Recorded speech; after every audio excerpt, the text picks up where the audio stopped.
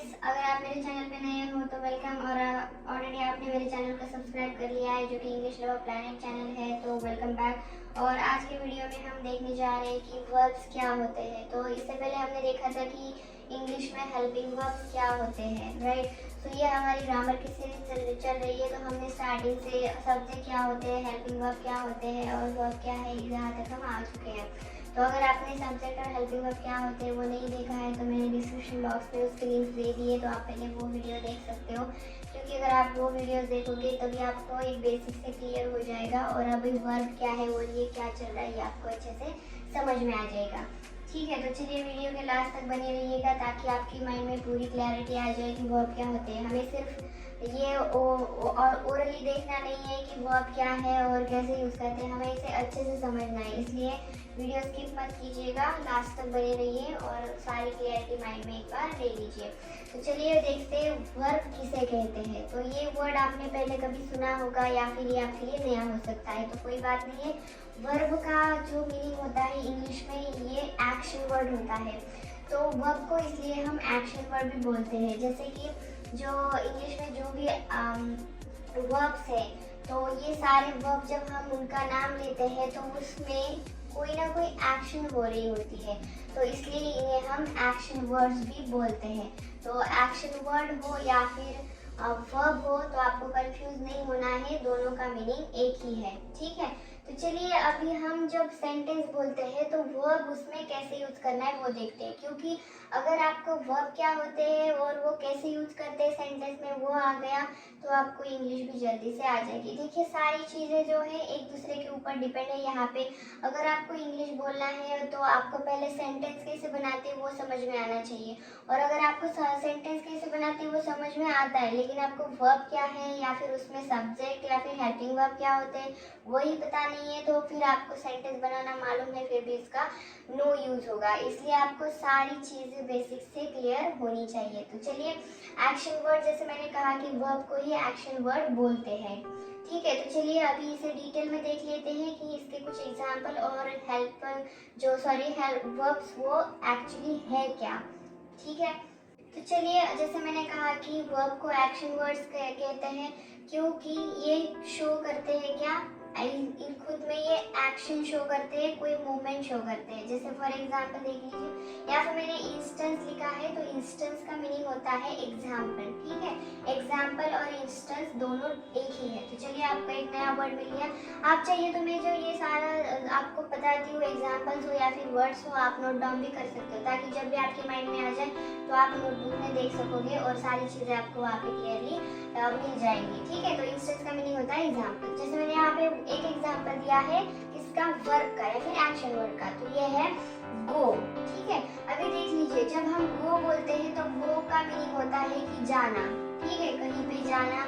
सो जब हम जाना बोलते हैं तो देखिए इसका मीनिंग है कि हम यहाँ पे चलते हैं यानी चलकर कहीं पे जाते हैं। तो वो इस वर्ड में अपने आप में कोई एक्शन दिखाई दे रही है, मूवमेंट होती हुई दिखाई दे रही है। ठीक है, तो यहाँ से आप समझ सकते हो कि ऐसा वर्ड जिसमें कोई एक्शन शो होती है, मूवमेंट शो होती है, यानी कि उसमें हम कुछ हमारी बॉडी से, हाथ से, पैर से, मुंह से, कोई भी हमारे बॉडी पार्ट से हम वहाँ पे मूवमेंट करते हैं, तो मूवमेंट या फिर एक्शन वहाँ पे आ जाए तो वो हो जाता है हमारा एक्शन वर्ड या फिर वर्ब। ओके, दोनों एक ही है, जैसे गो। तो चलिए यहाँ पे मैंने गो का एक एग्जाम्पल लिखा है, जैसे she is going to the market. ये सेंटेंस है, अभी देख लीजिए जैसा ये वर्ब है गो, तो इसमें आप देख सकते हो कि यहाँ पे मैंने गो कहाँ पे यूज किया है। ठीक है, तो she is going to the market यानी कि वो मार्केट यानी बाजार जा रही है, तो यहाँ पे जाने के लिए हमने गो यूज कर लिया। ठीक है, और एक एग्जाम्पल देती हूँ ताकि आपको और अच्छे से समझ में आ जाए। जैसे देख लीजिए डांस।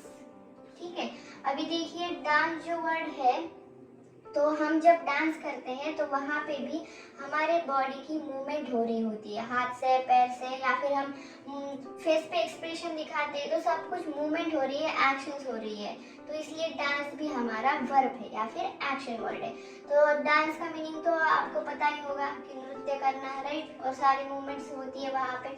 तो इसका भी एग्जाम्पल देख लेते हैं, जैसे कि ओवी is dancing on the bed. Okay, तो बेड पे यानी बिस्तर पे वो भी डांस कर रही है। तो यहाँ पे भी आप देख सकते हो, यहाँ पे मैंने डांस वर्ड यूज किया है जो कि हमारा वर्ब है इस सेंटेंस में। तो यहाँ पे भी डांस यानी कि वो नृत्य कर रही है, तो यहाँ से यहाँ पे एक्शन पता चलती है। ठीक है, तो इससे आप समझ सकते हो कि जो भी वर्ब या फिर एक्शन वर्ड हम यूज करते हैं, जैसे ये गो हो गया, डांस हो गया, तो इससे क्या होता है कि जो सेंटेंस हमने बोला है, जो जानकारी हम दे रहे हैं, उसमें कौन सी एक्शन हो रही है, ये यहाँ पे वर्ब्स हाईलाइट करते हैं। तो जैसे देख लीजिए, इस सेंटेंस में जो गोइंग है वो वर्ड बता रहा है कि यहाँ पे जाने की एक्शन हो रही है, राइट। पता चलता है कि यहाँ पे कोई जा रहा है। या फिर वो भी is dancing on the bed, यहाँ पे डांसिंग यानी कि कोई नृत्य कर रहा है, नाच रहा है, तो यहाँ पे भी पता चलता है कि मूवमेंट हो रही है, एक्शन हो रही है। तो इस तरीके से ये जो वर्ब है, तो ये बहुत सारे हैं इंग्लिश में। सो हम एक एक करके इन्हें भी कवर कर लेंगे और एक एक करके हम इन्हें अच्छे से समझेंगे, सेंटेंस देखेंगे, ताकि जब भी वो वर्ब आपके सामने आ जाए तो आपको पता चलना चाहिए कि इससे सेंटेंस कैसे बना सकते हैं और इसका मीनिंग क्या होता है, राइट। सो एक्चुअली दोस्तों यही होता है कि हम जब इंग्लिश बोलने की ट्राई करते हैं या फिर सोचते हैं, तो क्या होता है कि वोकैबुलरी नहीं होती है। हम बहुत बार बोलते हैं कि वोकैबुलरी नहीं है, वोकैबुलरी नहीं है, लेकिन वोकैबुलरी एक्चुअली होती क्या है। तो वोकैबुलरी की बात आप जब करते हो ना, तो सबसे पहले वहाँ पे ना एक्शन वर्ड्स यानी कि वर्ब ज़्यादा ज़रूरी होते हैं, क्योंकि उन्हीं से एक्शन क्या हो रही है पता चलता है। अभी यहीं पे देख लीजिए, अगर ये गोइंग वर्ड ही नहीं है और इस सेंटेंस में डांसिंग वर्ड ही नहीं है, तो यहाँ पे एक्चुअल जो बताना है कि कोई नाच रहा है, तो वो यहाँ पे पता ही नहीं चलेगा। तो सेंटेंस हो जाएगा ओवी इज ऑन द बेड, ओवी बेड पे है, लेकिन बताना क्या है कि वो नृत्य कर रही है। तो आपको पता ही नहीं है कि नृत्य को इंग्लिश में क्या बोलते हैं, क्या बोलते हैं।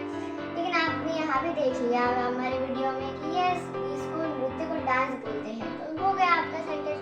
आपने बता दिया कि वो भी नृत्य कर रही है, वो भी डांसिंग। इस तरीके से आप यहाँ पे वर्ब का इम्पोर्टेंस भी जान सकते हो, वर्ब आपको कैसे सीखने हैं वो भी जान सकते हो, और आपको यहाँ पे ये भी पता चल जाएगा कि वोकैबुलरी एक्चुअली क्या है और वर्ब जो है वो कितनी इम्पोर्टेंट है और वो कैसे कैसे उसके मीनिंग जानकर सेंटेंस बनाना है। ठीक है, सो चलिए हमने ये दो एग्जाम्पल देख लिए। अभी आप भी थोड़ा सा सोच लीजिए कि अगला मैं वर्ड दूंगी तो उससे पहले आपको ट्राई करना है कि उससे कोई सेंटेंस बनाए। ठीक है, तो चलिए अगला वर्ड एक मैं यहाँ पे बताती हूँ, वो है स्पीक। ठीक है, अभी स्पीक का मीनिंग होता है कि बोलना। आप जो कुछ भी बोल रहे हो, किसी से भी, खुद से बात कर रहे हो या फिर किसी और से, तो बोलना। तो जो हम मुंह से बात करते हैं तो उसे स्पीक बोलते हैं। तो अब यहाँ पे मैं एग्जाम्पल ले लूंगी कि she is speaking in English। चलिए हमारे टॉपिक से या फिर क्लास से रिलेटेड ही सेंटेंस ले लेते हैं। she is speaking in English। Okay, तो आपको यहाँ पे एक वर्ड भी मिल गया। जब भी आपको कभी बोलना, ये वर्ड यूज करना है इंग्लिश में, तो आप बोल सकते हो स्पीक। ठीक है, तो यहाँ पे मैंने सेंटेंस ले लिया, she is speaking in English, कि वो इंग्लिश में बात कर रही है। अभी देखिए यहाँ पे स्पीकिंग की एक्शन हो रही है, बोलने की एक्शन हो रही है, इसमें भी हमें एक्शन दिखाई देती है, मूवमेंट दिखाई देती है, right. So she is speaking in English.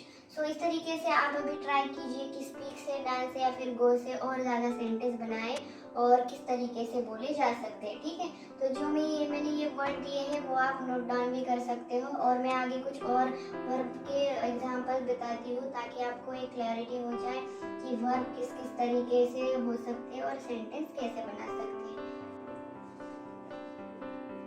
Answer या फिर आंसरिंग भी बोल सकते हैं। अभी देखिए आंसर, तो अभी आप बोलोगे कि आंसर में क्या एक्शन दिखाई देती है। जैसे देखो एग्जांपल लेकर हम देखते हैं, I answered the question. Okay, अभी देख लीजिए इस सेंटेंस में आई आंसर्ड द क्वेश्चन, यानी कि मैंने जवाब दिया क्वेश्चन का। तो यहाँ पे जवाब दिया, तो जवाब देने के लिए हम बोलते हैं, राइट। तो यहाँ पे स्पीकिंग होती है, लेकिन यहाँ पे जवाब दिया है, इसके लिए हमने आंसर वर्ड यूज किया है और आंसर्ड बोला है क्योंकि जवाब दिया है। ठीक है, तो इसमें भी हमें यहाँ पे एक्शन दिखाई देती है। तो ये हो गया हमारा नेक्स्ट वर्ड। और एक लास्ट वर्ड देख लेते हैं जो है जंप। वेरी सिंपल है, जंप। सो मैं बोलूंगी I jump in the well. Okay, so I jump in the well. अभी जंप का मीनिंग होगा कि कूदना, ठीक है, कूदना या फिर कूद जाना। तो यहाँ पे ये सेंटेंस है I jumped in the well, WELL। Well का मीनिंग होता है जो कुआं होता है ना, तो कुएं को हम वेल बोलते हैं।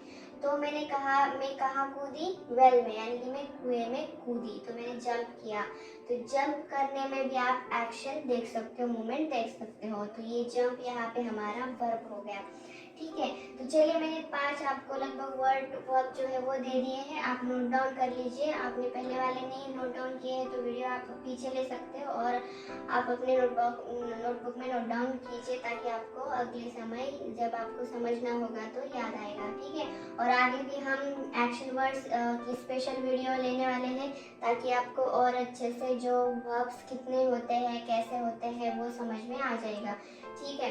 तो चलिए, अभी हमने ये देख लिया कि वर्ब क्या है, और आई होप आपको यहाँ पे कोई डाउट नहीं होगा, सब कुछ समझ में आ गया होगा कि वर्ब, एक्शन वर्ब क्या है, इंस्टेंस क्या होता है, और एक्शन मूवमेंट कैसे होती है, और सेंटेंस और वर्ब क्या कैसे वर्ड्स है, ठीक है। तो अभी हम यहाँ पे देखेंगे कि वर्ब के ना 2 टाइप्स होते हैं। जैसे कि देख लीजिए, यहाँ सपोज मैंने यहाँ पे वर्ब लिख लिया, तो वर्ब के 2 टाइप्स होते हैं। तो एक HV होता है, यानी कि helping verb, HV helping verb, और एक MV होता है, ठीक है, मेन वर्ब। सो अभी देखिए, ये थोड़ा सा डिटेल में है। एक्चुअली जब हम इंग्लिश का ग्रामर बोलते हैं तो वो डीप में आ जाता है, लेकिन हमें यहाँ इंग्लिश सीखने के लिए सिंपल वे में हमें ग्रामर सीखना है, और जितना सिंपल हो सके उतना सिंपल वे में मैं यहाँ पे आपको बताती हूँ। तो वर्ब के 2 मेन टाइप होते हैं, हेल्पिंग वर्ब और मेन वर्ब। अभी देखिए, हेल्पिंग वर्ब क्या है, यहाँ पे मैं आपको एक सेंटेंस में बोल सकती हूँ। एक सेंटेंस में इसलिए क्योंकि ये थोड़ा सा डीप है। हेल्पिंग वर्ब्स क्या है, कितने टाइप्स के हैं, कैसे हैं, प्रेजेंट टेंस के लिए कौन सा है हेल्पिंग वर्ब, और पास्ट और फ्यूचर टेंस के लिए कौन सा है। मैंने कुछ वीडियोस बना रखी है, तो आपको मैंने वो लिंक डिस्क्रिप्शन में दे भी दी है, तो आपको डिटेल में देख लीजिए कि हेल्पिंग वर्ब एक्चुअली क्या है।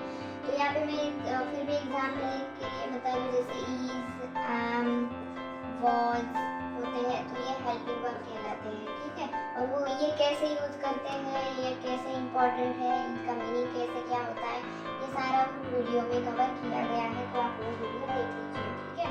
और जो अभी रह गया हमारा मेन वर्ब, तो अभी मेन वर्ब क्या है, तो मेन वर्ब यही है जो हमने अभी देखा, ये जंप, आंसर हो गया ना, इससे पहले स्पीक देखा था। तो ये होता है हमारा मेन वर्ब, जो कि मेन एक्शन यहाँ पे दिखाता है कि ये कन्वे करता है, कन्वे यानी कि बताना, ठीक है, कन्वे करता है क्या, एक्शन, यानी कि जो सेंटेंस बोला गया है उसमें क्या हो रहा है, कौन सी एक्शन हो रही है, वो मेन वर्ब बताता है। तो मेन वर्ब क्या हो गया, जिसमें एक्शन दिखाई दी वो मेन वर्ब, और जो एक्शन दर्शाता है वो मेन वर्ब हो गया, और जो मेन वर्ब है वो एक्शन दिखाता है, ठीक है। तो इनका सेम ही मीनिंग होगा। तो इस तरीके से 2 यहाँ पे टाइप्स होते हैं वर्ब के। तो ये आप याद रख लीजिए कि हेल्पिंग वर्ब कैसे सेंटेंस में यूज करना है, और मेन वर्ब कैसे यूज करना है, वो मैंने यहाँ पे बता दिया। आई होप इसकी आपको क्लियरिटी आ गई होगी शुरुआत से, हेल्पिंग वर्ब क्या है और ये टाइप्स क्या है, ठीक है। तो चलिए, अभी हम आगे बढ़ते हैं और कुछ और वर्ब्स देख लेते हैं। तो अगले वर्ब्स देखने से पहले मैं आपको एक बात बताना चाहूँगी यहाँ पे। जैसे अभी मैं सेंटेंस बता रही थी, यानी कि जैसे एक सेंटेंस देखा था हमने, ओवी is dancing on the bed, right. तो आपको यहाँ पे तो मैंने बता दिया कि जो डांसिंग है वो हमारा यहाँ पे वर्ब है या फिर एक्शन वर्ड है, लेकिन आपको और भी यहाँ पे कंफ्यूजन हो रहा होगा कि जो हेल्पिंग वर्ब बीच में ही बता दिया कि टाइप है, और यहाँ पे भी दिखाई दे रहा है कि हेल्पिंग वर्ब यहाँ पे हो सकता है, लेकिन हमें समझ में नहीं आ रहा है कि हेल्पिंग वर्ब कौन सा है, या फिर इसे अगर वर्ब बोलते हैं तो बाकी चीज़ें क्या है, और हेल्पिंग वर्ब यहाँ पे शुरुआत में लेना है, लास्ट में लेना है, बीच में लेना है, ये कैसे समझ में आएगा। तो ये आपको कन्फ्यूजन हो रहा होगा या फिर डाउट आया होगा। तो यहाँ पे मैं आपको बता दूँ कि सपोज ये हमारा सेंटेंस है, वो is dancing on the bed, ठीक है। तो जैसे मैंने कहा कि हेल्पिंग वर्ब, तो देखिए सबसे पहले मैं आपको बता दूँ इसमें क्या क्या है। जैसे ओवीए जो है ये हमारा सब्जेक्ट है इस सेंटेंस में, इज जो है वो हेल्पिंग वर्ब है, जो डांसिंग हो गया वो एक्शन वर्ड या फिर मेन वर्ब हो गया, ठीक है।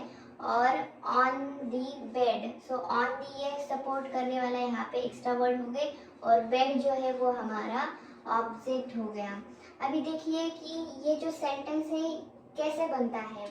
तो एक्चुअली सेंटेंस कैसे बनाना है इस पे भी मैं अगला एक क्लास लूँगी, और वो वीडियो में हम सब कुछ अंडरस्टैंडिंग करेंगे कि सेंटेंस एक्चुअली बनता कैसे। लेकिन सेंटेंस कैसे बनता है वो समझने से पहले ये ज़रूरी है कि सेंटेंस में जो जो चीज़ें आती है ना कि वो क्या है वो समझना। इसलिए हमने मेन वर्ब तो देख लिया अभी अभी, ठीक है, या फिर वर्ब मेन वर्ब और एक्शन वर्ड ये एक ही है, ठीक है। ये तो हो गया क्लियर। और इसके बाद अभी रह गया हेल्पिंग वर्ब। तो हेल्पिंग वर्ब के लिए मैंने बता दिया कि डिस्क्रिप्शन में मैंने लिंक दे दी है, तो वो आप देख लीजिए ताकि हेल्पिंग वर्ब के आपके क्लियर हो जाए। आपके एक बार हेल्पिंग वर्ब भी क्लियर हो गए, ठीक है। और अभी रह गए सब्जेक्ट। तो सब्जेक्ट के भी मैंने वीडियोस बनाए हैं, सब्जेक्ट क्या होते हैं डिटेल में बताया है, तो उसकी लिंक भी मैंने डिस्क्रिप्शन बॉक्स में दे दी है, तो वो भी आप क्लियर कर लीजिए। अभी देखिए अगर सेंटेंस बनाना है तो ये चीज़ें बहुत ही ज़्यादा इम्पोर्टेंट है। अगर आपको सच में इंग्लिश सीखना है और आपको अपना फ्यूचर बनाना है, इंग्लिश बोलना ज़रूरी है, तो आप ये चीज़ें अच्छे से समझ लीजिए, ठीक है, तभी आप बोल पाओगे। तो अभी देखिए ये तीनों चीज़ें आपकी कवर हो जाएंगी। कवर यानी कि आपको सिर्फ कवर नहीं करना है, आपको अंडरस्टैंडिंग करनी है, समझना है, ठीक है। उसके बाद अभी रह गया ऑब्जेक्ट। तो ऑब्जेक्ट क्या है ये भी हम आगे देखने वाले हैं, लेकिन यहाँ पे मैं एक छोटा सा आइडिया दे दूँ आपको कि ऑब्जेक्ट वो होते हैं, इसमें चीज़ें आ सकती हैं, थिंग्स, ठीक है। उसके बाद पर्सन का नाम आ सकता है, ठीक है। तो ये सारी चीज़ें ऑब्जेक्ट में आ सकती है, या फिर कभी प्लेस, या फिर कभी एनिमल का नाम। सो ऐसी चीज़ें भी इसमें ऑब्जेक्ट में आती है, तो ये हम आगे देख लेंगे। तो आप ये तीनों आपके फिलहाल तो आप अच्छे से समझ लीजिए। इस वीडियो में हमने मेन वर्ब यानी कि वर्ब उसे एक्शन वर्ब बोलते हैं वो कवर कर लिया, यानी कि क्लियर अंडरस्टैंडिंग कर ली है। तो अगर आपको और भी कोई कन्फ्यूजन है तो वीडियो आप पीछे करके एक बार फिर से देख लीजिए, अच्छे से नोट डाउन कीजिए और उसे रिवाइज करते रहिए, प्रैक्टिस करते रहिए। और हेल्पिंग वर्ब और सब्जेक्ट इसके भी वीडियो आपको ऑलरेडी मैंने बता दिए हैं, वो भी अच्छे से देख लीजिए, उसका भी नोट डाउन कीजिए और उस पर भी प्रैक्टिस करते रहिए, ठीक है। इतना आपको समझ में आ गया, तो आगे हम ऑब्जेक्ट क्या है वो देखेंगे, और उसके बाद हम देखेंगे कि सेंटेंस कैसे बनाना है। और एक बार आपको समझ में आ गया ना कि सेंटेंस कैसे बनाना है, तो फिर आप प्रैक्टिस करोगे और लगातार वीडियोस मेरी अच्छे से देखते रहोगे, और जो भी चीज़ें मैंने बताई है वो फॉलो करोगे, तो आपको मैं 100% गारंटी देती हूँ कि आप इंग्लिश बोल ही जाओगे और बोल पाओगे, और वो भी फ्लुएंटली बोलोगे, ठीक है। तो आगे बहुत सारा कुछ है सीखने के लिए। सो बेसिक से सब कुछ अच्छे से देख लीजिए, और फिर भी अगर कोई डाउट होता है तो आप मुझे कमेंट बॉक्स में आप पूछ सकते हो, मैं ज़रूर वहाँ पे आपको आंसर दूंगी, ठीक है। कमेंट कर दीजिए। अगर वीडियो में थोड़ा सा भी कुछ यूज़फुल लगता है तो आप लाइक कर सकते हो, ठीक है। अगर वीडियो नहीं पसंद आती है, अगर कुछ गड़बड़ लगती है तो आप डिसलाइक भी कर सकते हो, और क्या आपको पसंद नहीं आया वो भी आप मुझे कमेंट बॉक्स में बता सकते हो। और वीडियो बहुत ही पसंद आती है तो प्लीज़ अपने दोस्तों के साथ शेयर करना ना भूलिए, क्योंकि अगर हम सीख रहे हैं तो हमारे यार दोस्त भी, उनको भी सीखना चाहिए, उनको भी हमें साथ में लेके चलना है, ठीक है। वो भी इंग्लिश सीख जाएंगे। तो इस तरीके से अगर आप मेरी वीडियोस को कंटिन्यू अच्छे से देखना चाहते हो और अगली वीडियो के लिए आपको नोटिफिकेशन चाहिए, तो आप पहले सब्सक्राइब कीजिए और नोटिफिकेशन बेल पर भी क्लिक कर दीजिए, आपको मेरी नेक्स्ट वीडियो की नोटिफिकेशन जल्दी मिल जाएगी। तो चलिए इस तरीके से हम आज यहाँ पे रुक जाते हैं, कल फिर से हम अगली वीडियो में कुछ इंटरेस्टिंग सीखने वाले हैं। तब तक प्रैक्टिस करते रहिए और प्रैक्टिस करते रहिए।